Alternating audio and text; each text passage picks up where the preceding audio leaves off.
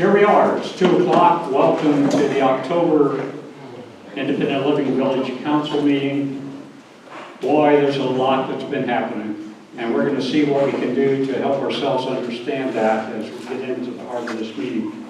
So let's start, Patricia, with the invocation.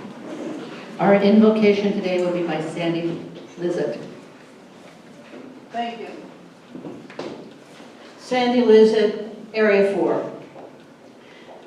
As this council gathers to work, we affect our entire Mennonite village. So I ask you to lift your heads, open your eyes, and open your hearts. Our most serious duty is to look at the whole community we share, the examples we make, and the legacies we leave. That should be our greatest, most courageous, noble intention, and with the help of the Almighty, our most constant success. Thank you. Amen. Amen. Roll call. Linda? Area 18 is the only area that has not signed in. We have a quorum. Thank you, area representatives. We appreciate that quorum. As I got ready to head out the door a few minutes ago, this is a little daily calendar thing that was given to me when I started my role as area representative and president, and it says, whatever anybody, this is today, whatever anybody says or does, assume positive intent. So that's where we're going to start today. I hope you've reviewed your minutes. I'm calling now for any corrections or additions to the minutes. Bill? Do I need a mic? I just use my outside voice. Nope, I'm coming. I wasn't planning on Patricia will not allow you to use your outside voice in here. Bill? Howdy, Bill Roberts from Area 24. And I'd like to suggest an addition to the minutes on page 2, bullet point number 5. I'd like to add this sentence: the foundation board needs to be reconstituted, which will include some resident representation on the board as board members. You've heard the motion to correct. Is there a second? A second.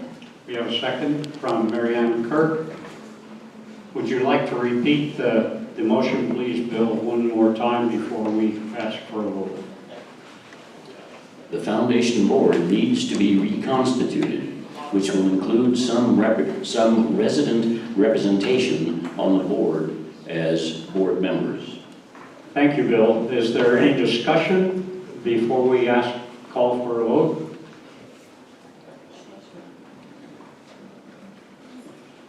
I reviewed the video of the meeting, and that is an accurate sentence that Diane shared at her report. So I think for accuracy, this is a sentence that should go on record. Thank you, Linda. Anything else? All those in favor of this motion indicate by saying aye. Aye. Opposed, same sign. Motion carried. Thank you very much. Treasurer's report, Ren. Thank you. We had $30 in expenses for the men's and women's breakfast this month, and we have a deposit has been made of $200 for this quarter, and therefore we have total funds available of $936.29. $125.89 is the amount that's in the text. Okay. Any questions? Thank you, Bren. I am really greatly appreciative, Wayne, of those of you in the back who will be patient until we get a grant that Holly Bauman is working on in order to improve the acoustics in this room, as I understand it. It's an item that's come up again and again during council meetings. I'll attempt to keep the mic as close to my chin as possible, and we encourage you to do so too if you're using the mic. Some housekeeping items that we always start with, in addition to welcoming you, we remind you that only area reps and those on the agenda may speak.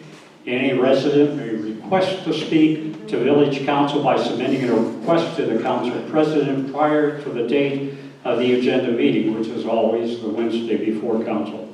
Please include the topic you intend to speak on. Area reps will have the floor to ask questions during the area reps question and comment time. Clarification questions may be directed to committee spokespersons or staff at the time of presentation.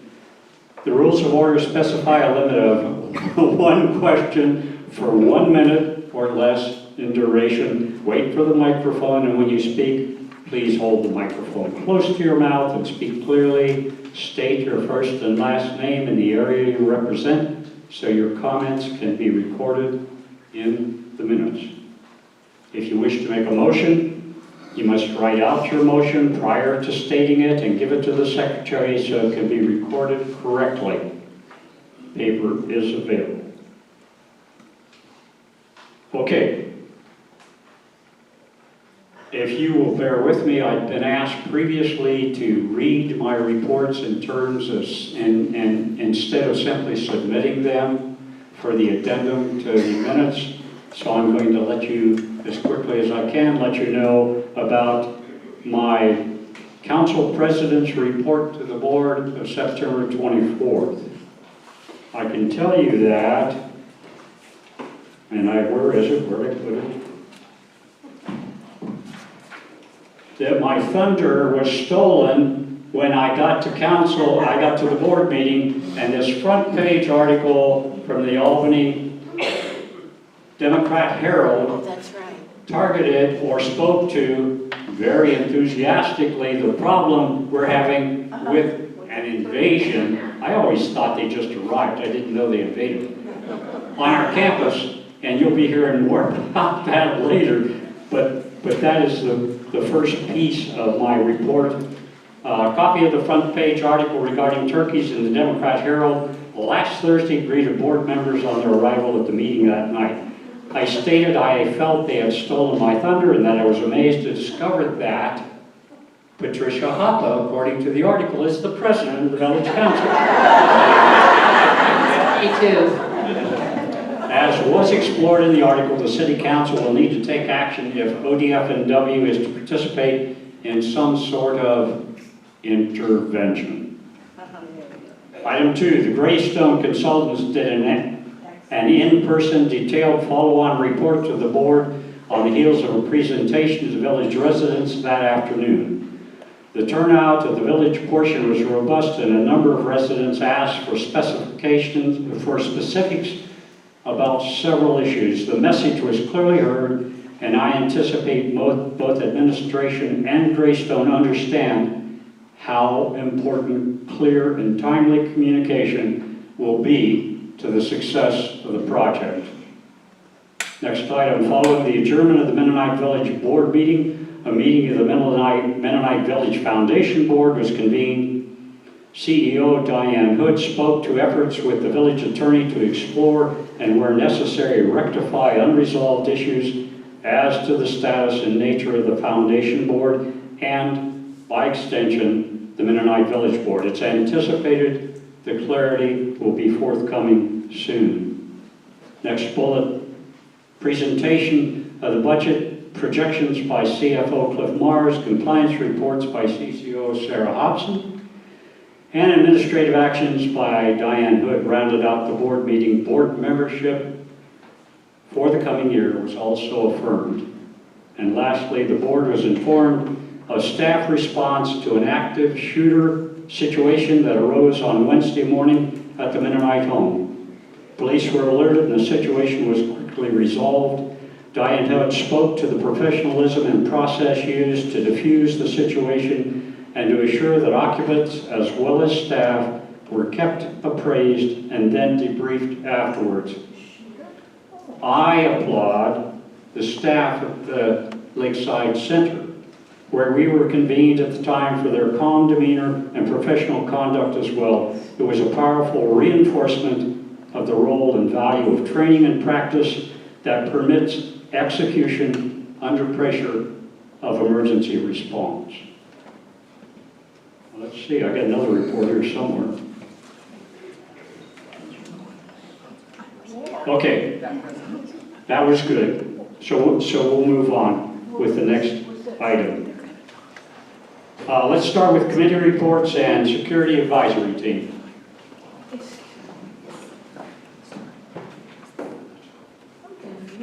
Okay, hang on a second. I'm confused. Was there actually a shooter up at Mennonite Home, or is this a joke? Okay. It is not a joke. There was actually an event that occurred where a previous employee, I'm happy to talk let about Sarah, let's go for it, because Sarah did an excellent report to the board about this event. Thank you. There was not an active shooter.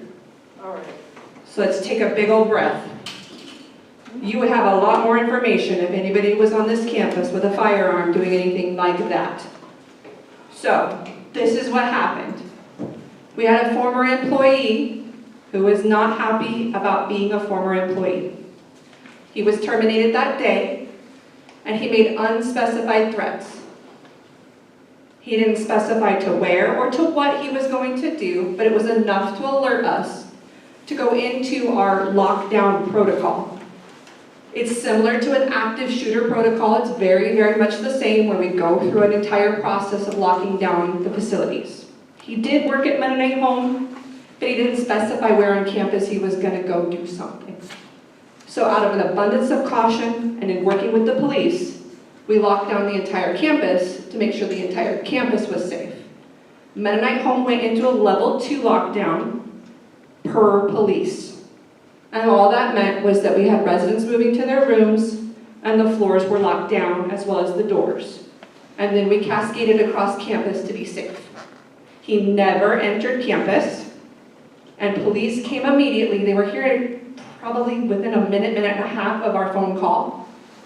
There was over 8 officers' vehicles, including officers, about 2 to 3 per car, including a K-9 unit, just to parole the campus and make sure it was safe, as well as an officer on the phone with the individual involved. That was a de-escalation officer to diffuse the situation and his feelings that he was having over being terminated. The police did not feel there was any threat to residents or staff and took us out of lockdown. All of that lasted less than 20 minutes, but we like to be more safe than sorry. So that's part of our emergency protocols, that we go through those security protocols. But there was never anybody on campus with a firearm or any kind of weapon, and no one was in immediate danger. And I think thank you for that question, Sandra, because I think the important thing that you need to hear is that protocol was initiated and it was followed in order to ensure that what happened did happen in the way it should happen. And that's why we tell you about that now, is because what the training was about, what the energy that was displayed, demonstrated, was that we have a successful process in place and that it worked. Unless there are other questions about that, let's move on. Committee reports, Security Advisory Team. Okay, other than the incident that Sarah reported on, we have no other incidences. I'm Lynn McGuire, I'm Area 12, and as always, if you say something, say something. That's what makes it work. Thank you, Lynn. Emergency preparedness.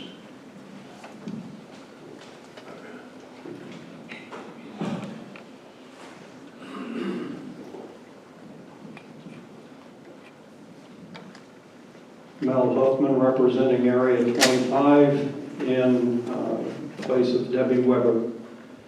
For emergency preparedness, we've got a few items that we would love to have resident input on. The one item is, several months ago, we had a drill throughout the village, July, and at the wrap-up of that drill, the question of who's going to take care of the guests in the cottages, the 3 cottages down here. And at one point it was said, well, the area in which the cottages exist.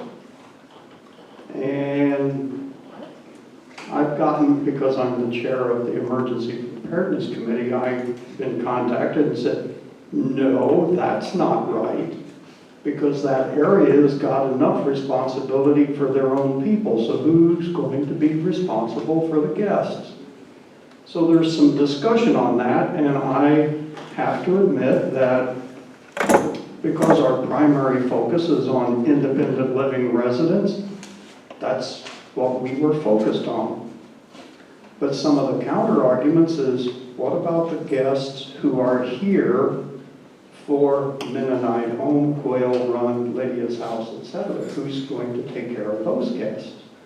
So the question is still, who's going to take care of the guests in the guest house? So if anyone has any thoughts on that, please let us know so we can finalize the conversation about the topic and kind of come up with some information that, one, we give to those guests when they get into those rooms, and the people, not only independent living residents, but also the administrators, et cetera, know who's responsible for those guests should an emergency occur.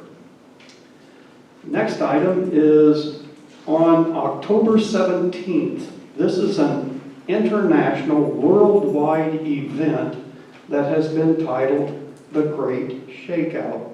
And the Great Shakeout is simply a day that has been established for people all over the world to think about, practice, review, etc., what they're going to do should an earthquake or other catastrophic situation occur.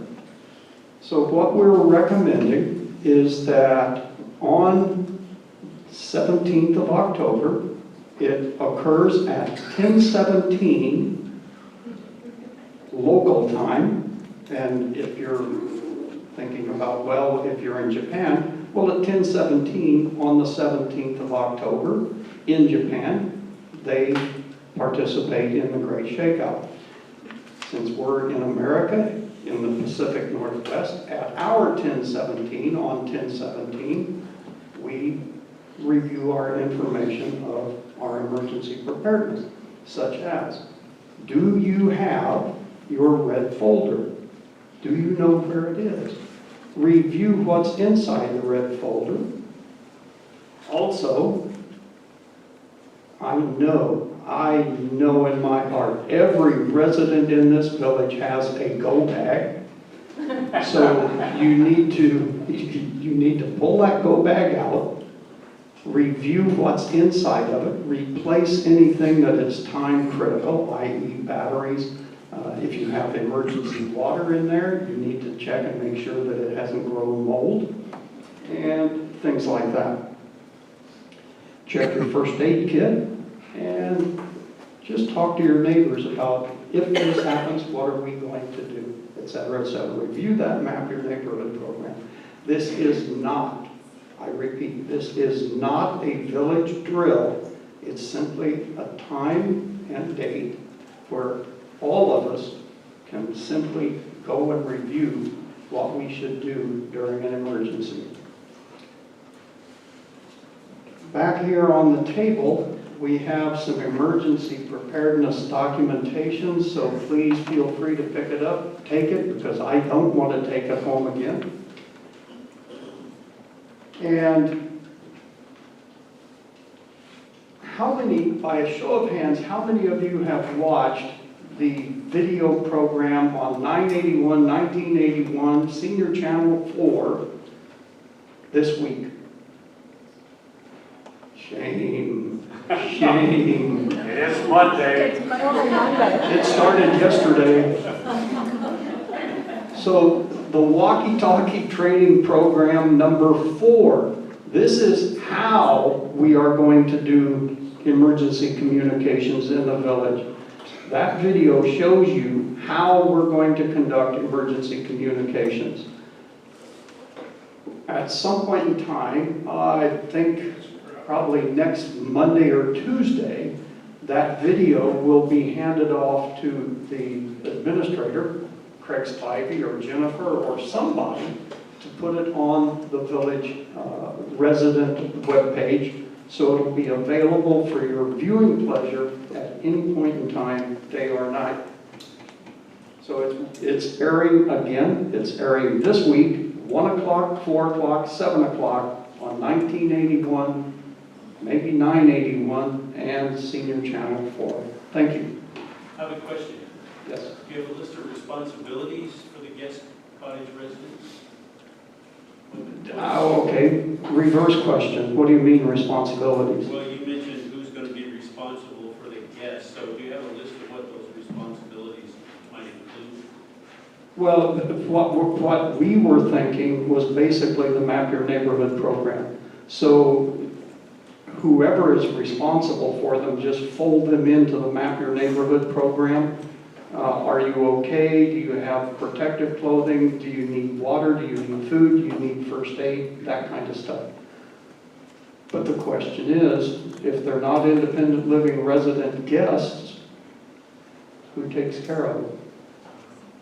So, and again, the counter argument was, well, if the area in which the guest house exists, and I believe that's Area 11, Area 11's got enough people that they've got to worry with to include guests. So is it right for them to be responsible for those people? Well, it's not like it's full all the time, the guest house. Well, we understand that, well, it may not be full, or may not be anybody there. But saying, okay, I'm out in Area 25, and if I have a guest in the guest house, I'm absolved of responsibility during emergency because tag, she's got it. And I understand that argument. But then again, the argument, okay, but what if they're not independent living resident, et cetera, et cetera. There's a lot of good questions and comments about who is responsible for those residents or those guests and how do we handle it. And that's the information that we want to get a hold of so we can kind of wrap this conversation up and finish it out. I would say a sign. Mike, please. I can yell.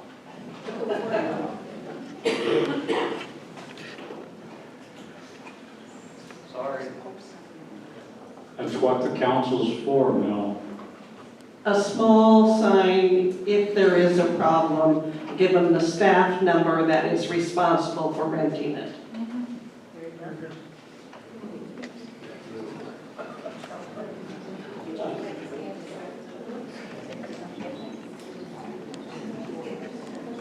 Very good, very good.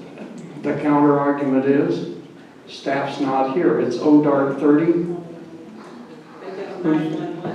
Who do they do? Well, so, but you see that there are a bunch of questions and issues going on. So, yeah. Let's move on. Yeah. And I'm having memories of last month's meeting, so these are the very kinds of questions that Mel wants answered when he brings people together and says, what do you think? Well, yes, but not here. That's correct. Contact me, or, let's see, there's Karen Kennedy, Joe Kennedy, Barbara Hauge, and there's a few other people in the village that are on the Emergency Preparedness Committee. Contact those people, give them your thoughts, and we'll get it discussed and fleshed out. Thank you. Thank you, Mel. Okay, See so there, you're Karen, I Joe? am Joe Kennedy sometimes. Yeah, and you're not president either, so what can we say? Yeah, that's really good. How about grounds?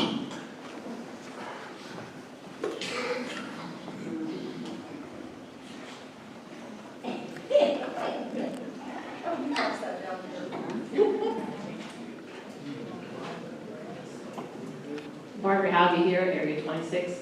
Grounds Committee covered with the things we'd sent in earlier when Frank wasn't able to come. He gave permission to some residents to clean up the mess around the trees at the end of Oak Creek Path. If you haven't been down there, you might take a look at it. They hauled off a whole truckload of stuff that was cut back. And there's a big chunk of concrete down there. It will be moved in the future. The rest of the report is going to be in the addendum. Thank you, Barbara. Garden. Master Gardener Ann Capps will be presenting information on how to winterize your garden Wednesday, October 9th at 11 a.m. by the gazebo, which is by the raised beds. And the time to be Repeat the date, please. October 9th, day after tomorrow, 11 o'clock a.m. And those of you who have the in-ground plots, a lot of you are already starting and some have theirs cleaned out. Please have everything removed by November 1st so that if the weather cooperates, grounds can work the ground and get rid of more of the weeds. And I have lost a pair of clippers. That's because I'm old. Anyway, they have red handles. It's a heavy-duty hand clipper. So if you find it somewhere, let me know. Okay. Or if you see a turkey walking around with it.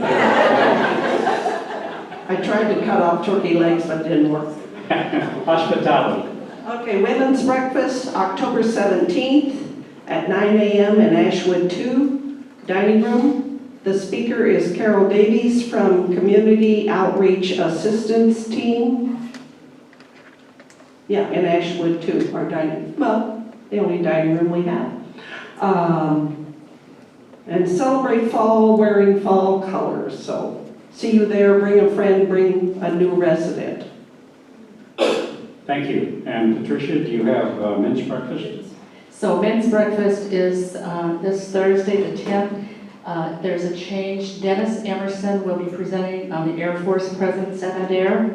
And then in November will be Mary Jameson, who serves as the liaison between Air Living History and the Timberwolves, the 104th Infantry Division, and she happens to be a timber pup. Which means? Means that her dad served in the 104th. Okay, thank you. Those who are military understood that to begin. Villagers Video Productions. Hello, I'm Diane Crooker, Area 25, representing Villagers Video Committee. Villagers Video Steering Committee news. The Villagers Video Committee is inviting new residents and other interested villagers to come to the second Friday of the month to their planning and input session in Mary's Place starting at 2 p.m. The next meeting is October 11th. Page 3 of the October Village Update shows a quick survey which we hope residents will turn in. Villagers' opinions are important, so future planning reflects what would most be interesting and valuable to residents. Rocky Raccoon reminds you to watch Villagers videos. Upcoming episodes of interest. Mel already mentioned about the walkie-talkie training that is showing currently on 981, 1981, and Senior TV 4. A 3-part series about weather produced by Bob Volkers and Rufus Lalone, which Rufus Lalone shares his weather expertise. Another popular Did You Know with a guest, Bob Volkers. A new cooking show, Creative Cooking, featuring yours truly, Diane Crooker's style of cooking for those of us more challenged chefs. A show introducing you to Mini Doka, a National Park National Historic Site. And final item, the photography of Gary Klein from Gary Klein's collection of photo shows produced by Gary and shared with Villagers Videos. The end. Thank you, Diane. One of the treats about my tenure here at this table as your president is becoming familiar with village voices, and Diane's is really easy to identify across the board. So thank you, Diane. We appreciate that a lot. If you look at your agenda, the next item we have is the nominating committee. I'm delighted to tell you that we were able to pull together a group of folks, myself, Patricia Hoppe, Susan Stripe, Marianne Kirk, Don Weber, and Debbie Weber, and we have a slate of candidates to present to you for your vote in November, and they are as follows, and boy am I grateful about this. Linda Fox for president.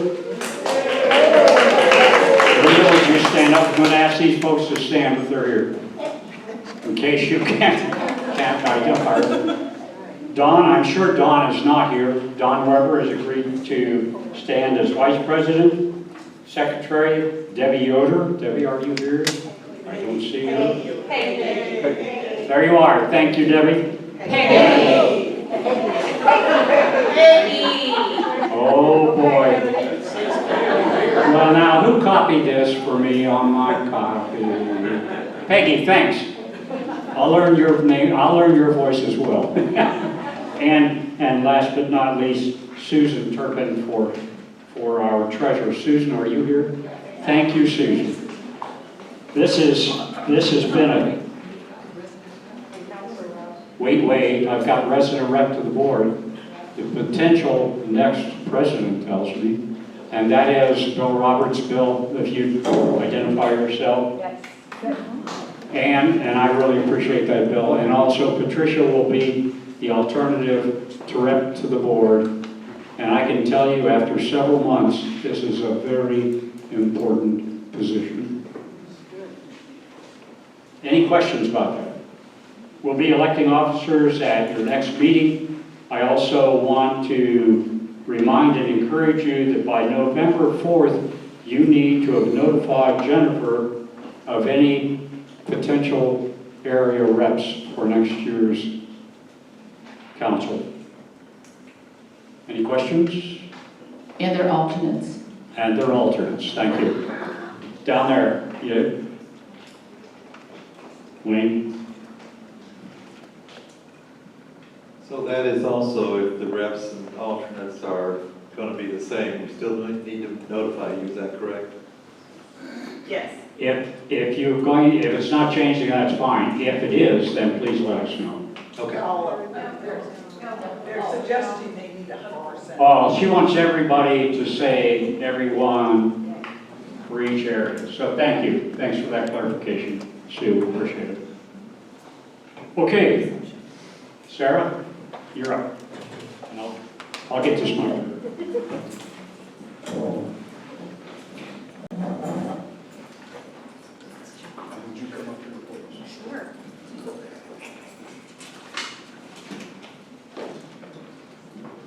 I gotta maneuver one hand in here. There was a request at the last meeting that we have presenters come to the front of the room, so it's easier to see them and hopefully to understand what they're saying. So thank you, Sarah, for moving your notes and yourself.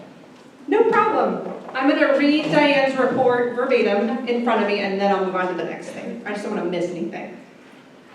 We invited a small group of residents to provide feedback on the project presentation prior to the presentation held on October 3rd. This feedback helped inform Greystone of the final presentation presented to residents. We are committed to create ways to work together and improve the communication flow between Mennonite Village and the residents. On September 18th and 25th, the Chapel Chats had 8 and 6 attendees, respectively. The conversation flow and participation was excellent. Diane looks forward to sharing what she learned from those. Those were those communication-only chats. Staff update. Employees as of 9/30/2023 were 316, and as of 9/30/2024, 318. 10/1/23 to 9/30/24, we had a hire of 119 and a termination of 109. From 1/1/2023 to 12/31/2023, we had a hire of 161 and a termination of 153. The expansion project. Resident presentation was held on October 3rd. We have posted the video today to the resident page and as well to the master plan webpage. And Craig Spivey's going to send you guys a link via constant contact so that you can just select that link and move forward. It's also going to be posted tomorrow and through Friday on 1981 at 2 p.m. So there'll be a few different avenues to be able to watch that presentation if you missed it. Essen House Coffee Shop. Go Team Mennonite Village Dining. A huge thank you to Melinda Helms, Director of Dining Services, and her entire team. We are so excited to offer you a coffee shop, a gathering space, and a meeting area on our campus. Please come have a cup of coffee on us, purchase a fancy drink, or indulge in a pastry, or burrito, or bagel. And the new name is Essen House Coffee Shop. If it ain't broke, don't fix it. As far as the financial budget update, Cliff will be doing that presentation of our fiscal year results for 2024-2025 at an all-resident meeting on November 14th from 3 to 4 here in the Lakeside Center. And then foundations. We continue to work with our legal counsel and have contacted the last named foundation board. That group should meet in late October to determine the next steps. And that is all of Diane's report. And then I'm going to talk about key access over here at Lakeside. Before you go on, would you ask if there are any questions regarding Diane's report? Any questions?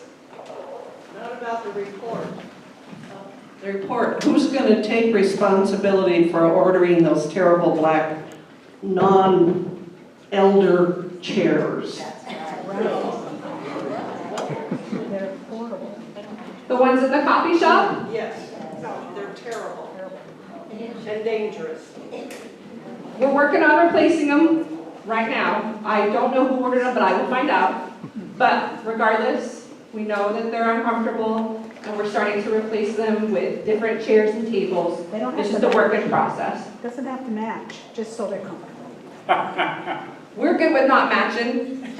Melinda and her team and myself have been looking at different things already and what we're going to bring in there. So we continue to get new equipment and new things every day. Like today, we received actual plates as part of our sustainability program across our campus. We're starting in the dining department. So if you eat in, you will have glassware and ceramicware to eat off of that gets washed every day.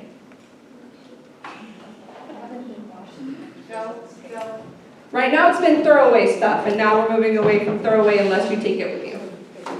Go ahead, Jim. Thank you.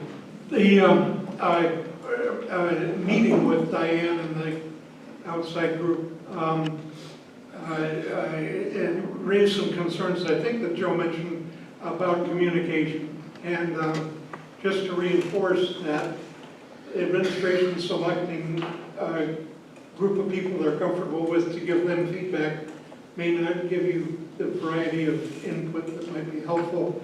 And it might be good to think about asking the council to establish a group that could give input. Thank you for the feedback.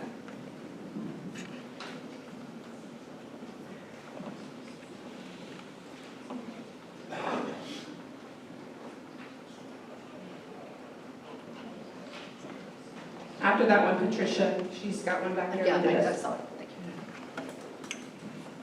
you. Larry Halverson, rep for Area 6. A suggestion on Essen House might be to put one large table in there because there's a lot of small groups that would like to come there, you know, to have their meetings. Okay, I'll write that down, thank you.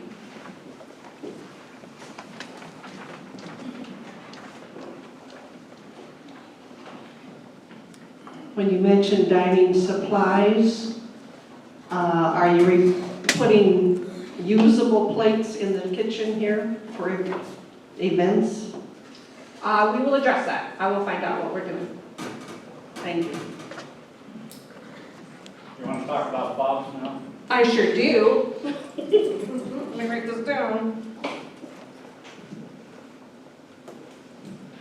We are going into a new access control here at Lakeside Center. So we talked about it quite a bit, but we're just wanting to give you a quick little update. More of this is going to come out in emails, again in the Times, and again in the update.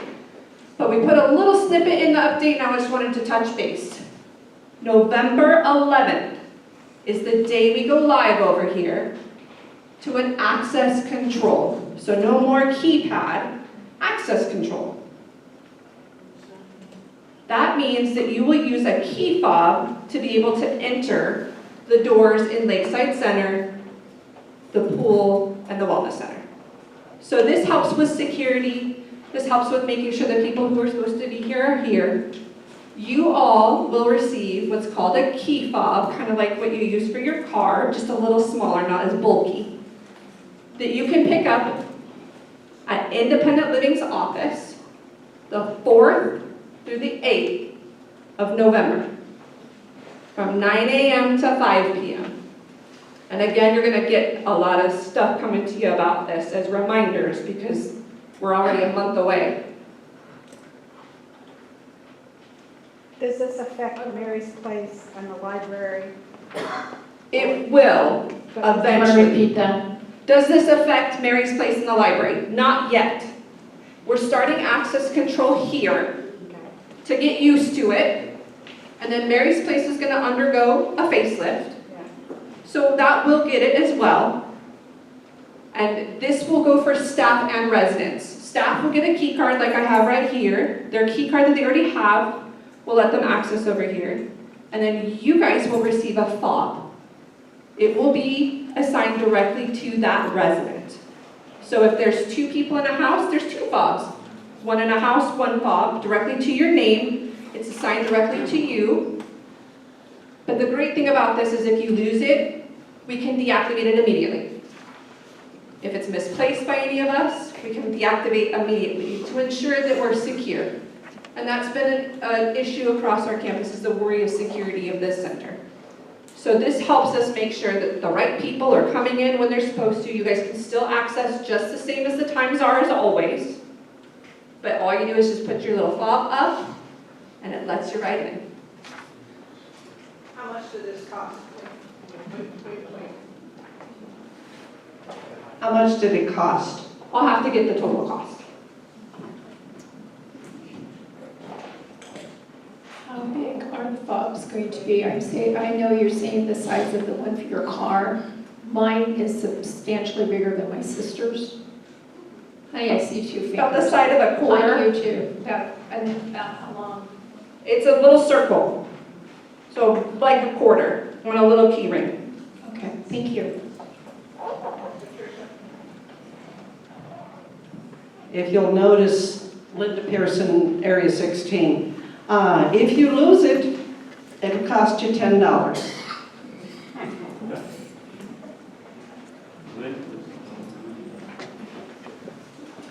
When you get the, Lynn McGuire, Area 12, when you get the fob and it lets you into the building, does it also, you have to have a separate code for the gym and the pool, or is it one code for all 3 areas? It's one code for all 3 areas. You don't have to code in. This will scan you in, but you still have to go through all those processes with the wellness team if you're going to use the facilities, and that's filling out that paperwork. And when you pick up your fob, we'll have that information up there as well in case you haven't done it before, that you've got that information. But it'll just be that you scan up like this, and it lets you in. And that's at each door? That's at each door except for this back door behind me. So that door right there, the entrance, the lakeside, and the pool. I've got a question. So we have, wait a minute. You have your swimming suit on and you have to have a fob with you to get in? Mike, Sorry. You have your swimming suit on, and you have to have a fob with you to bring into the pool? Yes, but we will have a little spot for you to place it so you don't take it into the pool with you. My question for you, Sarah, is if I've got neighbors who have mobility issues, can I pick up their fob when I come to get my fob? I don't have a problem with that, as long as they've given you permission. Could you repeat the question? My question was, we are told that folks will need to come to the administrative offices to pick up fobs, and my question was, if I have neighbors who have mobility issues and can't get over there, can I pick up a fob for them? And Sarah said, Yes, yes. taking care of your neighbor is good. Do not give your fob to your guest. Just as always, your guest needs to be with you, because this is in your name. And the great part about this is run by a security company. So this is a new system to us. It's a really incredible system that helps us be secure, but also helps us look up if we need to. I can run reports and check in on things, but it's just an easier way to access, because a lot of people had these codes over and over again at the doors. So this is just another secure way to keep you safe. That's all I got. Thank you. Next up on our agenda is Matt Thiessen. And Matt's going to talk to you, surprise, surprise, about Comcast. I do get a lot of questions about Comcast. Still getting some questions about getting old equipment back, although I think we've gotten most of that now. The short answer is the boxes that they were using to collect them have now been taken. So any straggler equipment would need to be taken back to the store in Albany to get checked in. Other than that, I'm not sure what other questions we've got regarding Comcast anymore. That was the biggest one.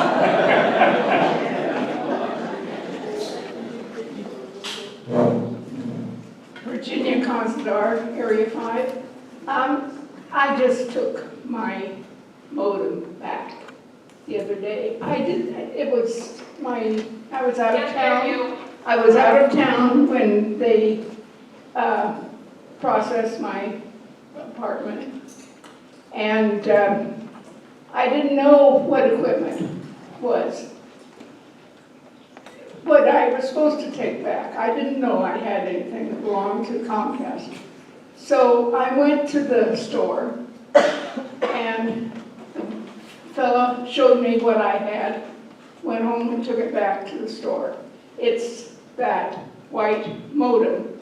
In case you don't know, that goes back to Comcast. Correct, unless you have a home phone through Comcast, in which case that modem should stay, otherwise your phone won't work. Sandy Lizzett, Area 4. That was my same question, but I have a black box and a white modem, and I was not there either. Do I take both of them back? The black box is most likely your cable box for your TV, so you wouldn't want that to go anywhere if you wanted your TV to continue working. Okay, I mean, it was not put there at the time. It was put there before, earlier. Correct, yes. Okay, Yes. so I just bring the white box back to where? There's a Comcast store in Albany, or it's right off 14th. Okay, thank you. Yeah.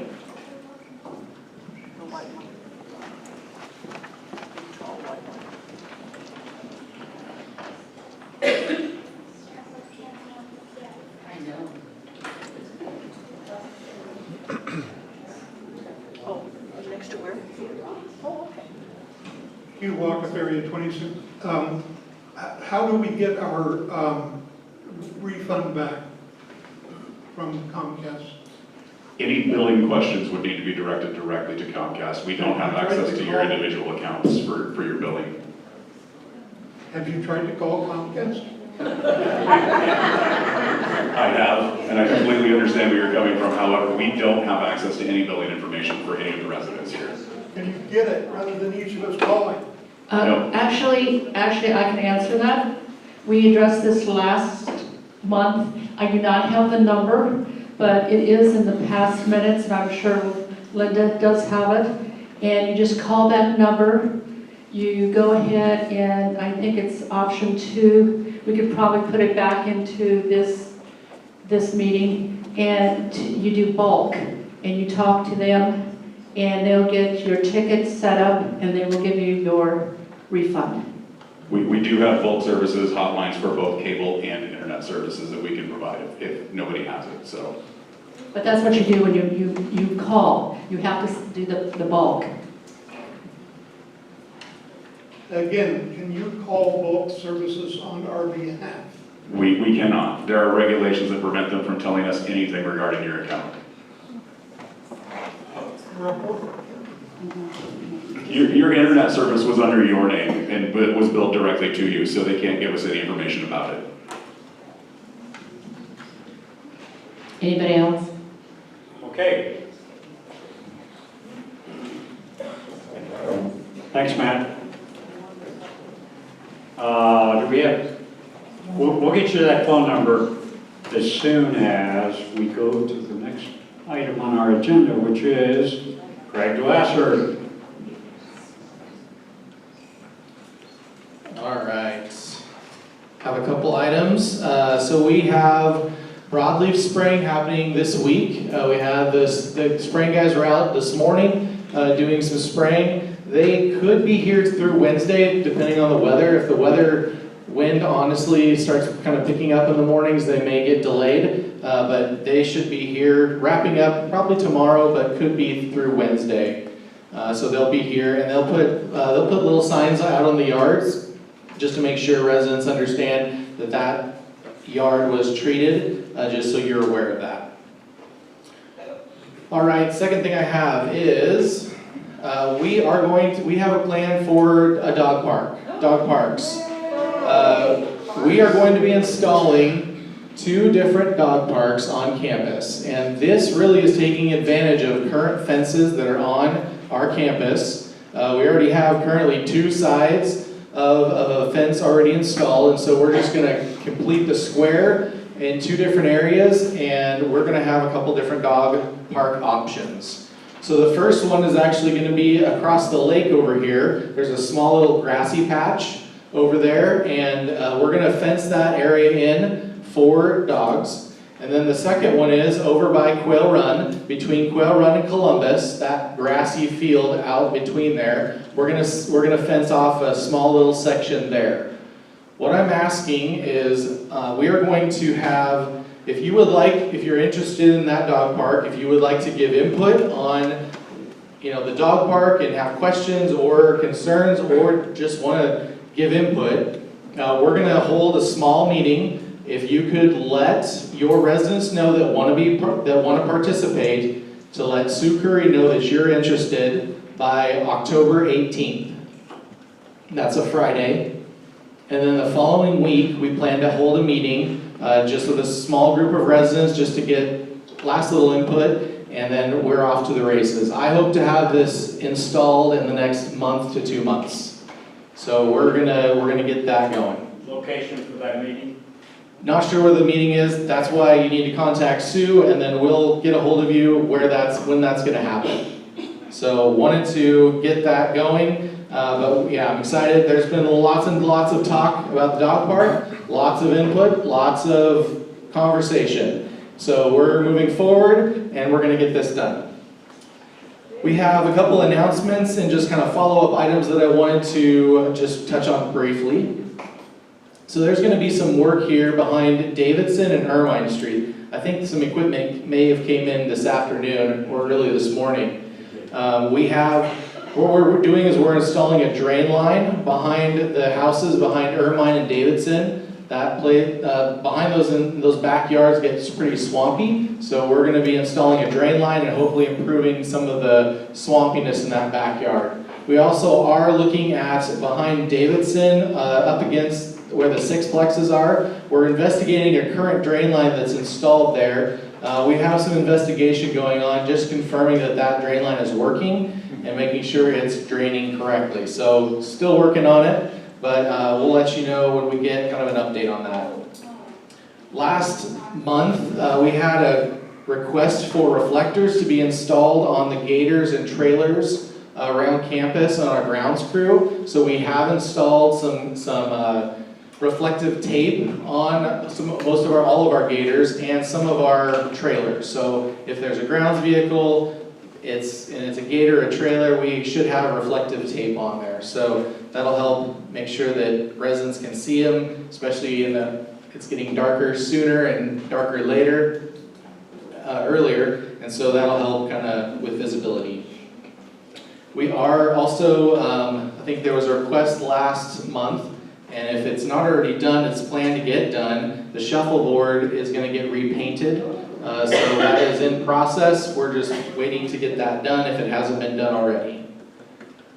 And then last but not least, Mary's Place. We met with the architects for Mary's Place last week and kind of showed them, kind of gave them a tour. They did some measurements. We're looking at kind of a feasibility study and also really looking at accessibility. That's going to be a big trigger for permitting and all that. So making sure that bathrooms and different other areas are accessible.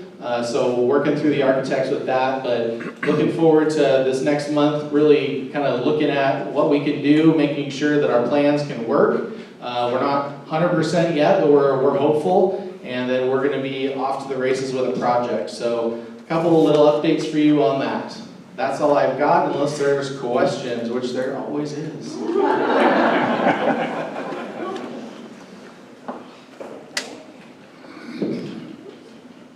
Linda Pearson, Area 16. Would you clarify, you said the first dog park, is that the one that exists now without a fence right over here? So the whole entire, around the lake right now, is at the off-leash area. We're going to kind of shrink that down to the grassy area in the southwest corner of the lakeside, where that corner of the fence goes. Can you hear me? Yeah, good? Perfect. Okay. So you're going to fence off that side of the lake? Not the whole entire side, but just that southwest corner where the grassy area is. I don't know. It's all grass. Because you don't have a dog. Those of us who have dogs, no. Oh, okay. Will they be able to mow it? Yes, we will be able to mow it. Robert Richardson, Area 14, can you provide a turkey update? I think that is later on in the council minutes. I don't have anything specific on turkey update, other than some of the activity that's been going on. But yeah, we have a couple other things happening later on in the council minutes. Going once, going twice. Thank you. Thank you. Thanks, Piper. All right. Well, this microphone is warm. Yeah. All right, so let me give you some quick updates here on our current census. In independent living right now, we have 10 homes that are being refurbished, and 7 of those are reserved right now. We also have one Ashwood 2 apartment that just recently came back, and that one is reserved already. We're anticipating 3 more closings this month, new people moving in.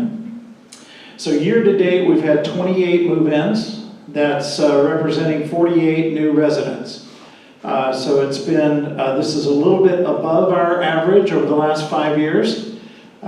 So that's good. We've had a little bit more activity there. In addition, we have 24 move-outs in independent living so far this year. That is about average. We're about on average there. Currently, there's 425 IL residents. So over in Quail Run, they've been very busy here recently. So we have 4 studio apartments currently available at Quail Run. So a pretty healthy 96% occupancy there right now.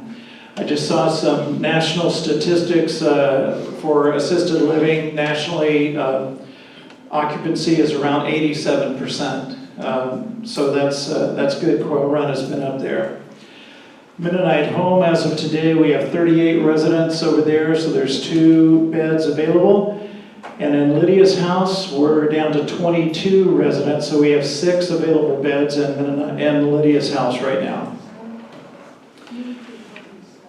So, marketing activities through September, just to keep you updated here. So staff so far this year have conducted 167 independent living tours, 72 assisted living tours, and 28 memory care tours. This is about average for over the last 5 years. So it's picked up a little bit. It was very slow at the beginning, first quarter of this year, but it's picked up quite a bit the rest of the year. Currently we have 124 on our wait list. We've added 34 new people to the wait list this year. In September, we sponsored our Walked-In Alzheimer's and had a nice turnout. It was a beautiful day over at Oregon State, despite what happened the day before with the Ducks winning. It was, there's always one. That's all right. That's all right. We raised over $3,000 for Alzheimer's, so that was great. Next year is going to be even better. So that was really good on our team's part. We held our first open house for Lydia's house. We're going to start doing this on a regular basis. We're trying to keep it to smaller groups, like about 10 at a time, to be able to open up Lydia's house, have people come in and tour and learn about our memory care. So we look for our next open house coming up soon. We're kind of just keeping right now the invitations to our current residents to be able to go in there, because we are trying to keep those numbers a little small each time we do that. Less disruption to the residents with that. We sponsored a booth at the Albany Chamber Business Extravaganza a couple of weeks ago. That's a hiring event. So it was nice for our HR staff to be able to talk to people looking for work about career opportunities here.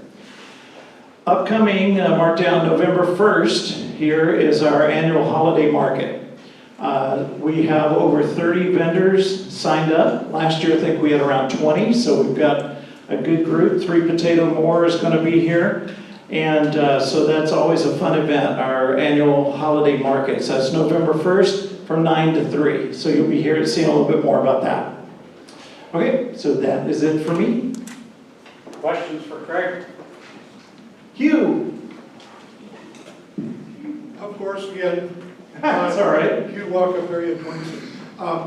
Could you review how much it costs for the marketing operation and how that will change with the expansion marketing effort? How do those fit together? Yeah, that is a really good question, Hugh, and we've actually talked about that. We're setting up a special time just to talk about marketing and foundation as well with that, because there's going to be a lot of back and forth. So we want to have the opportunity to be able to walk through that and get some questions as well. So that will be coming.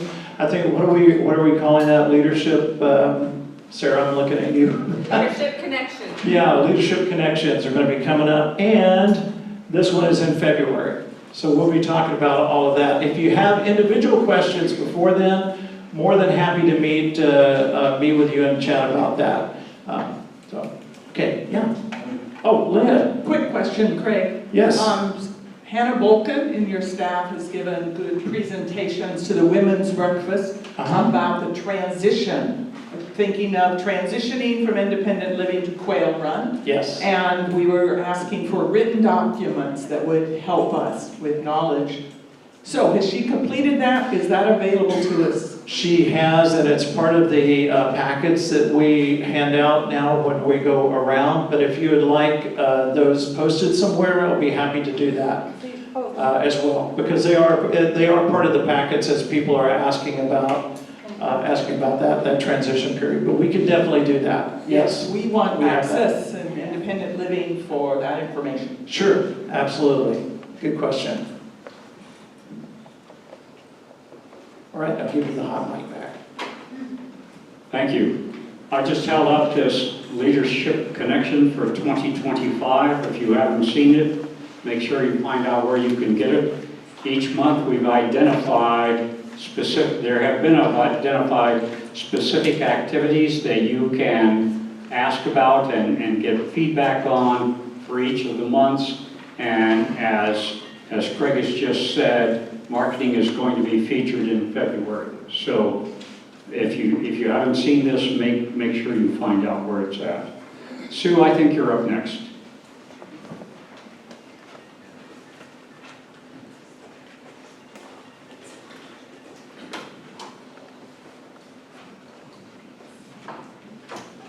All right, we want to make sure we welcome our new residents. As Craig mentioned, we have quite a few. So in September, we have Mr. James Klein on Kestrel.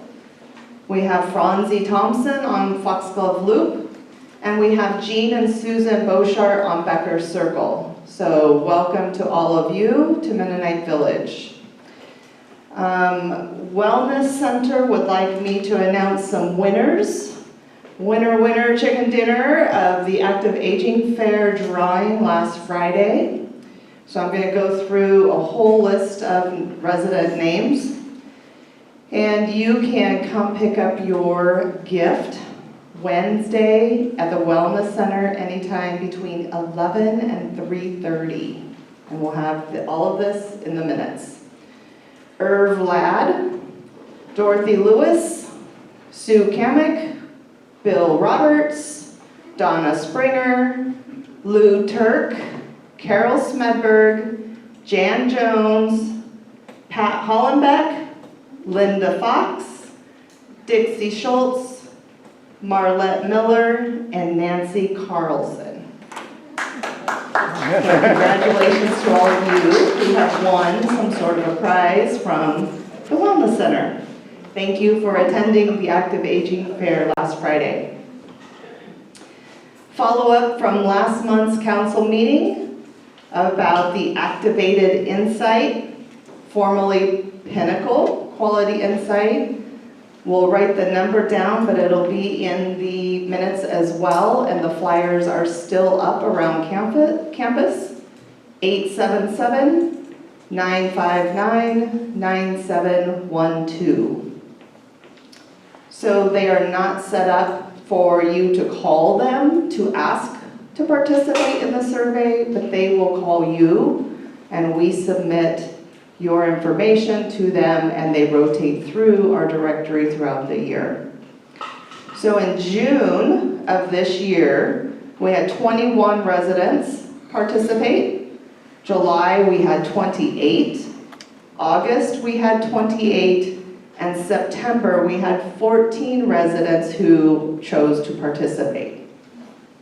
With the resident surveys, we look at areas where we can improve, and we also celebrate our winnings as well. So it's important for you to participate in the surveys if you so choose to. So we want to also say with very much gratitude to our transportation focus group, Paul Turpin, Larry Holverson, Linda Kirk Fox, Gloria Gurman, Janet Jones, and Ruth Dietrichs. We have together arrived at our final draft, final document of our senior transportation options document.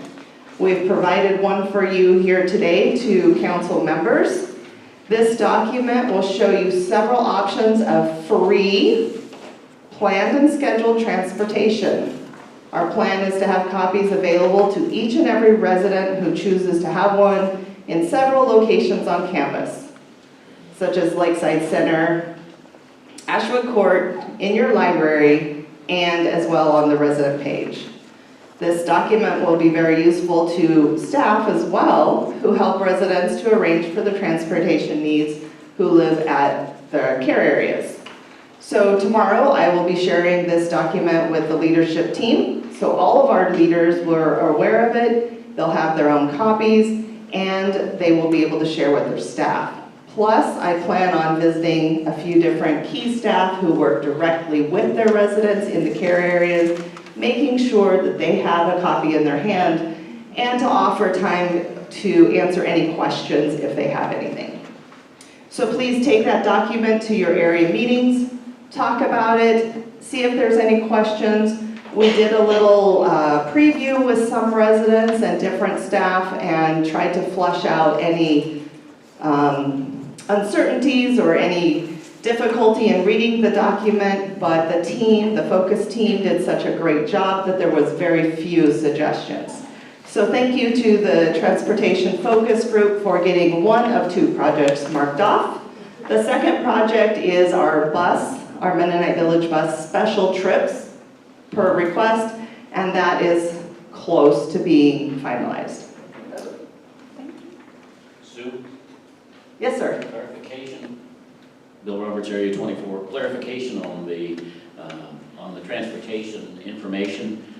Is there a key contact person if we have questions about that? Is there somebody we should call? A key contact person, it could be any one of us on the focus group. You can email me directly. We'll have all of the resident names listed in the minutes if you want to refer to that. Thank you. So last week you received the 2025 service charges and fees list. Linda held it up a minute ago. A couple of questions came up from that list that we'd like to clarify. I'm sure there are lots more questions. I'm sure I won't be able to answer them all for you, but welcome your questions and we'll get to it. One in particular, the Quell Run and Lydia's House transport for resident fee, as well as the mileage fee that that goes with that. So that fee is directly intended for the residents at Quell Run and Lydia's House. For those care areas, that is for transportation for anything that cannot be managed with our bus. This is not for you. That charge is not for you. The bus still continues to be available to you on our Monday, Wednesday, Friday schedule, no charge. Another question came about from that fee list, the dining delivery charge. That charge is being brought back after several years of not charging. We dropped that charge through the pandemic, and we felt that it's time that for staffing time for prep and delivery, that fee comes back. Residents should be independent with all of their needs, daily needs to continue on with independent living, or if you need some assistance, be prepared to pay for those additional service as you begin thinking about transitions. Again, any questions about any other fees, how it came about, I welcome any questions. You can call or email me or Sarah or any of the executive team. Questions? Okay, the note says rates below are for current Mennonite Village residents. Are you saying that if I have a committee meeting, I've got to pay rent? So I'm planning on having a discussion so that we can have it in some more written detail for everybody. The usage fee for rooms for residents is no charge. Continues as it is. There are some groups who use this room, for an example, they do charge for the use of this room, but residents do not pay for it. That needs to be clarified, I think. Okay. Bill had a question.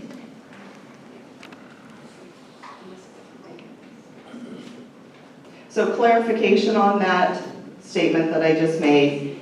If you have a private event in here, then it's a charge. So if you want to have a birthday party for you, for your granddaughter, for whatever, and it's just by invitation only, there's a fee for that. If it's open to the whole community of Mennonite Village, there's no fee.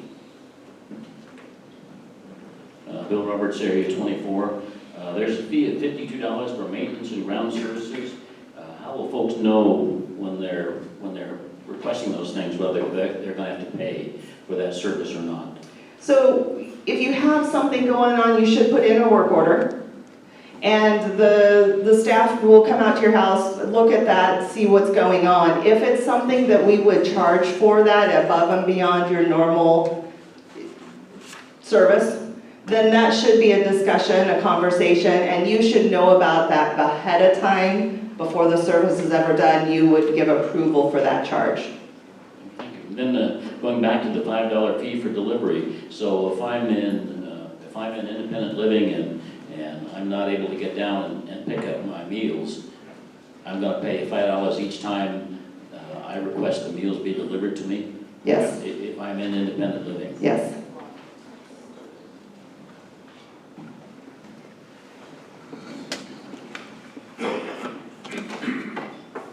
Wade Decker, Area 20, and so if Area 20 wanted to have a meeting, do we pay? No. If we wanted to have a birthday party for someone in our area, do we have to pay it? No. If it's an open invitation, if you're using it as an open invitation to all of the residents, then no. Okay, I clarified it when you said area residents. Any other questions for Sue? Thank you, Sue. I have a couple of other things, Joe. Sorry, my list is not that short. So just a reminder, it's in your recent update that there is a meeting in this room Thursday the 10th at 2 o'clock. We will be hearing from Cardiff Center Against Rape and Domestic Violence. We will be hearing about their history and their current services by their executive director. Just a reminder that that is happening on Thursday this week in this room at 2 o'clock. And so we do want to just share some exciting news too about the coffee shop. And so to talk about the coffee shop, I'd like to have Carter come. Carter is our dining room supervisor. And I believe he has some fun and exciting news to keep the enthusiasm going for that beautiful space. Hello, everyone. It's nice to meet you all. This is my first council meeting. I'm pretty new to the Mennonite Village team, so thank you all for welcoming me today. I'd like to just talk about the coffee shop, Essen House, as it transitions back to being run by the dining team. Just wanted to share some information so you all feel comfortable using the space and we can see you guys there with us. The dining team is super excited to be able to serve the residents of Mennonite Village. The coffee shop purchasing window is from 8 a.m. to noon, but the building will remain unlocked and available for your guys' use until 6 p.m. every day. Actually, I don't believe weekends.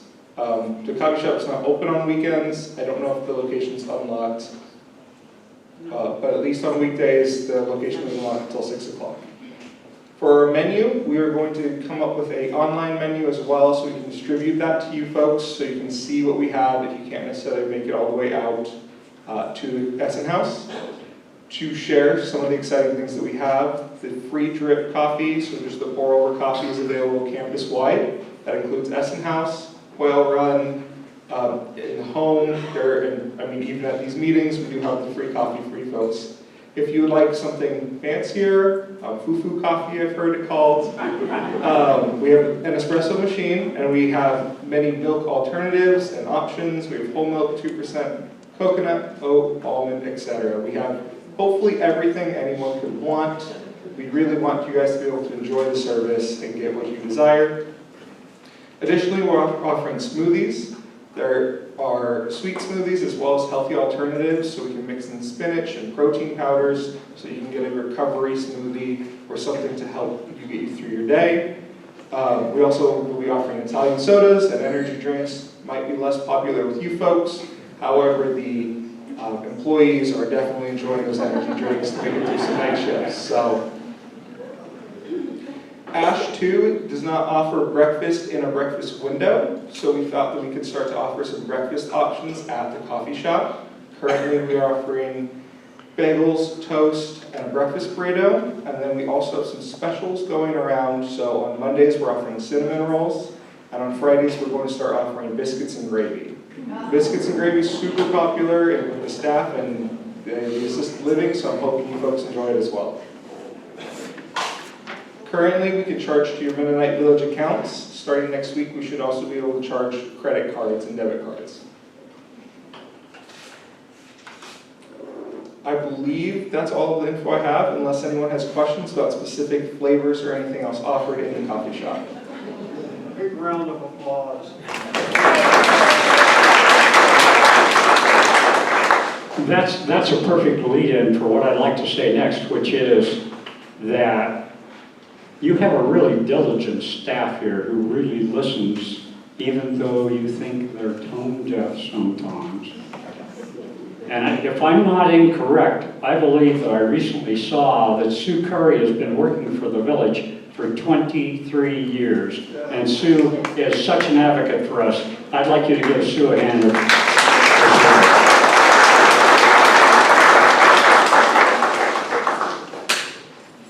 Thank you very much, Carter. Nice to meet you. You know, I'm kind of like a tight end, although I never was. I get tight, but I'm not a tight end, where the quarterback's got the ball and I'm racing for the goal line and I just want to get there and catch that pass and get the glory. We're at an hour and 20 minutes. We're getting close to the goal line. I want to do a process check. Do you need a break before we finish up here, or are you okay? I see okay. Throw the pass, says Mel. Throw the pass. Okay, let's go on to then old business. And we had at the last meeting approved a motion to create an ad hoc committee to look at area representative duties. And I would like to ask you to make sure that you get back to me or a member of our executive committee by October 16th. We need to know, are you willing to participate? Do you want to be part of that effort? And if so, are you willing to chair that committee? So that's a request to you from old business that came from your vote at the last committee meeting. The second item I have for you in terms of old business is Patricia with an update. Guess what? Those little turkeys, or big turkeys, there's less and less in the village, so that's neat. I went to the Albany City Council meeting, as did Dennis. He did a great presentation to the council using some of Rufus's data. And what is going to happen is they actually did have an ordinance back in 2020. They did not come to a reading at all. It will be reviewed, and they're looking actually at doing a feeding code, a wildlife feeding code. And that will come back to be presented to the board on November 6th, is my understanding. And I plan on attending. Any questions? My other one, I was asking Sue if she remembered, to me, voting, very, very important to me. And I know it was someplace they're coming, I'm gonna make her say something. We don't know the date though. I believe it was, I'm going to look at Jennifer, I believe it was November 3rd at 2 o'clock, the Lynn County Clerk's office. It's in the update. I can't find it in the update, I believe it is in the Times, I believe. Lynn County Clerk's office will be here at the Lakeside Center in the large room just to review general voters' information. Signature cards. Yes, so making sure that your signature is up to date on file. What the clerk told me when we scheduled this was the most of the database is from 1990s. So I can imagine how my signature has changed over the last few years. Your signature may have changed as well. He also told me that there are some times when people cannot have their signature, but on their signature card, they indicate by an X. So when your ballot comes in and the back of that envelope simply has an X, they know that that is your signature because that's on file. And that is so important to have your ballot counted if you send in your ballot. If it doesn't match their file, it will not be counted. It will be thrown out. So your signature is going to be, can be updated at this presentation, your current mailing address, and general registration, I believe. Tomorrow. It's tomorrow. Tomorrow, 3 o'clock. Tomorrow, 3 o'clock in this room. Thank you. Thanks, Sue. That's an important piece. Tomorrow. There's also going to be an area rep and council officer training on Monday, December 16th at 2 p.m. in the Lakeside Center Large Room. All area reps and alternates, council officers, incoming and outgoing should attend. So I want to get that information to you. December 16th, 2 p.m. here. We don't have anything on the agenda in terms of new business or previous action items, so I'd like to go now to area rep questions and comments. And Patricia, you can start, folks, wherever somebody's hand goes up. Thanks, Bill. Bill Roberts, Area 24. So we had the lockdown, and in a fit of creative genius, I wondered, how are folks notified, say, in independent living? How do we know that there's a lockdown or that could be an active shooter or whoever? How are we notified of that? Would you come over here, please?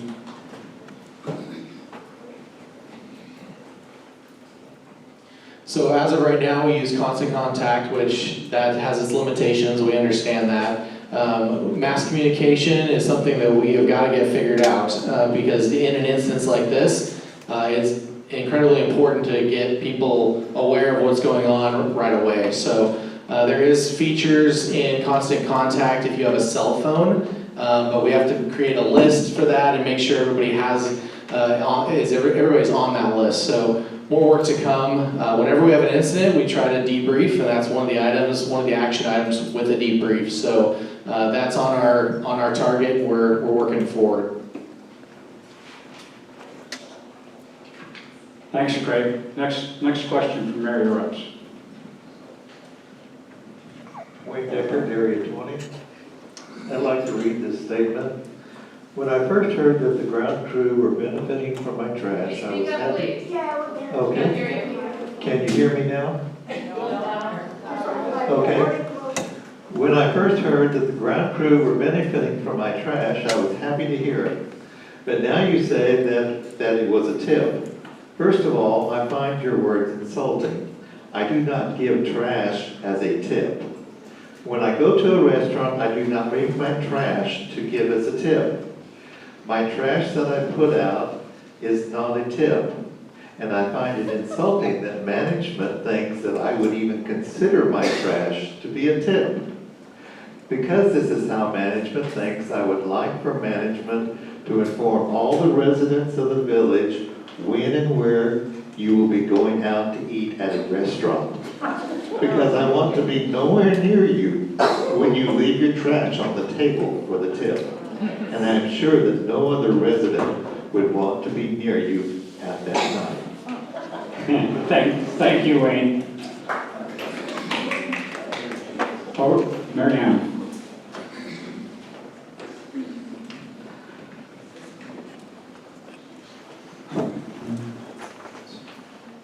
Many of us, and I'm one of them, have been forced into... Cannot hear you. Okay, I will eat the mic. How's this? Better.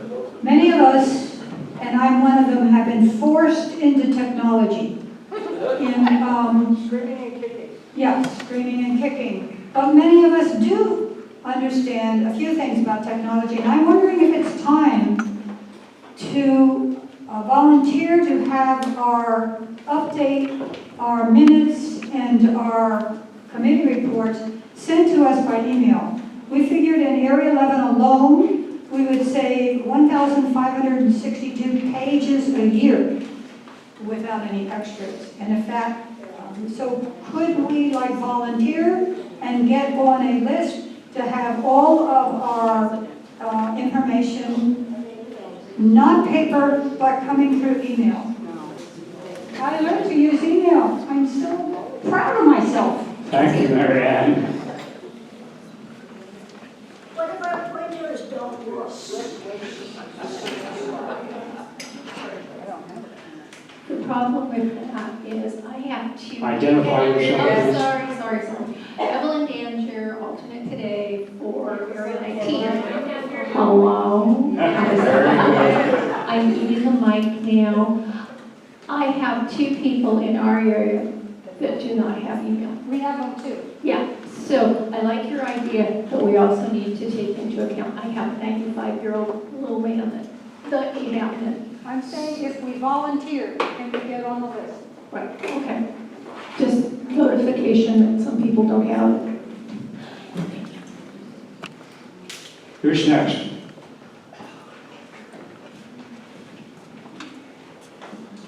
Lynn McGuire, Area 12. After every council meeting and when the minutes and so forth are ready, there is an email that goes out, and you can click on a link in that email and get all that information. It's already there.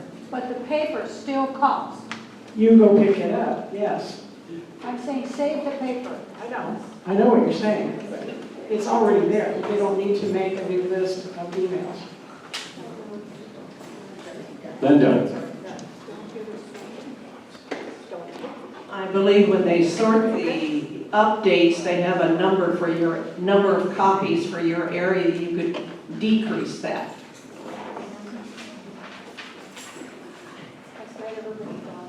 Other questions or comments from area reps?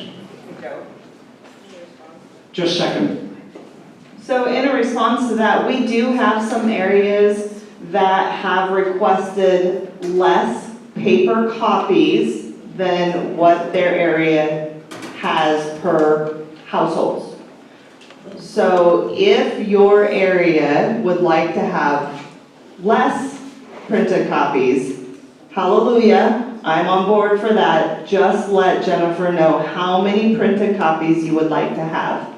As for the minutes, we print fewer, and then when those are picked up, we just make copies as requested. So we're trying really hard to make less copies because we do recognize the high number of pages that we're going through.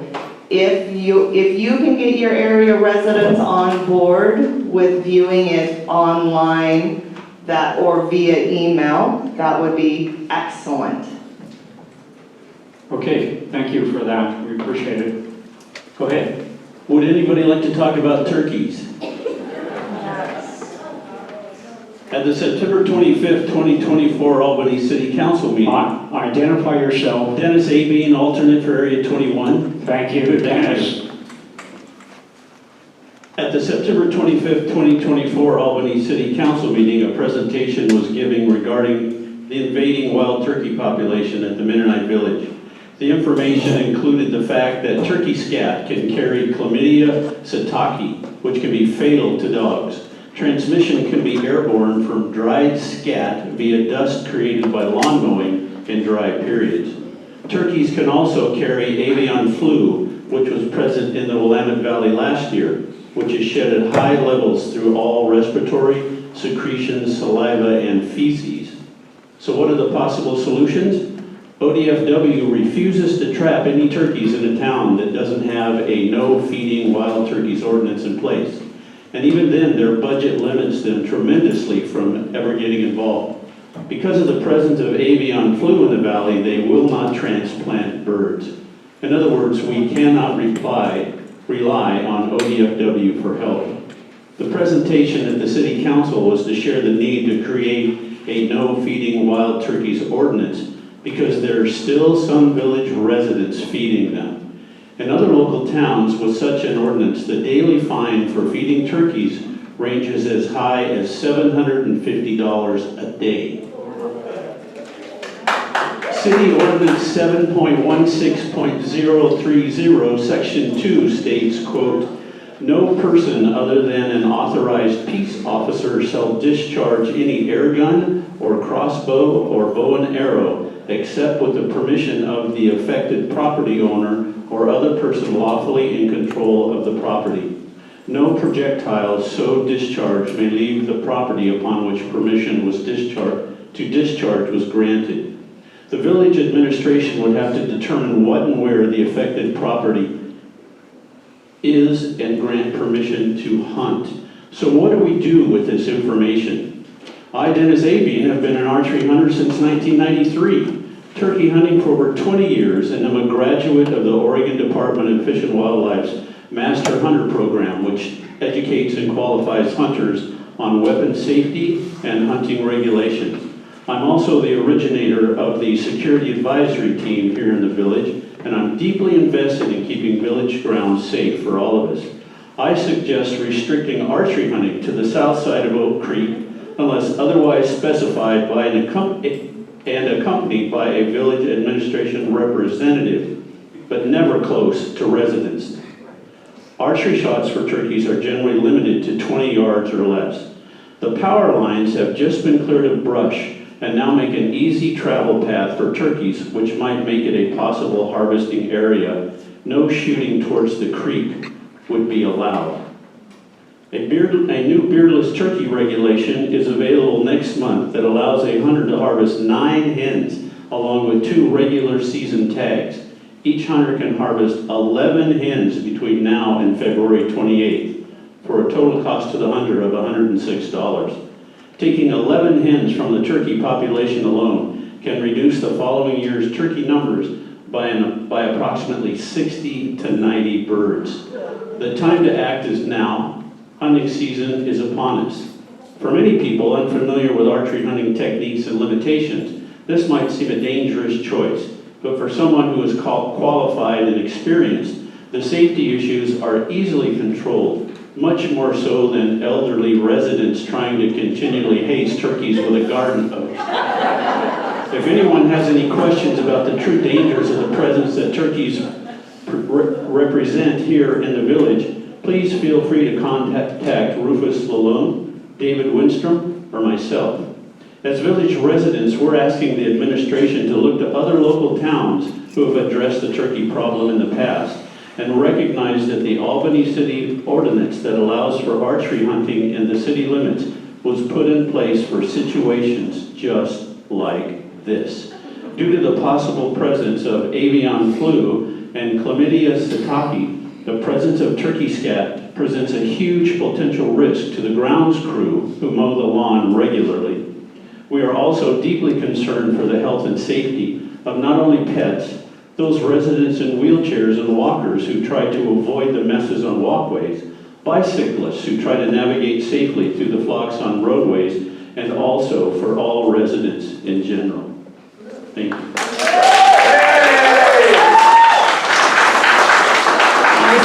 Dennis, I'm sure you'll be willing to submit a copy of your report to the secretary for the minutes. I suggest that we also get rid of the 4 toms that are there too. Yeah, I knew you might come down to the toms. You know, we don't have a resident request to speak, and as we come to the end of this meeting, I am once again at the place where it began, which is to say that whatever anybody says or does, assume positive intent. We kept this meeting a little longer than I'd hoped, but it's shorter than the last one. But what I'd like to end with as we adjourn is to applaud and thank you all for your positive intent and for the quality you bring to the gathering of this council. Thank you very much. We're adjourned.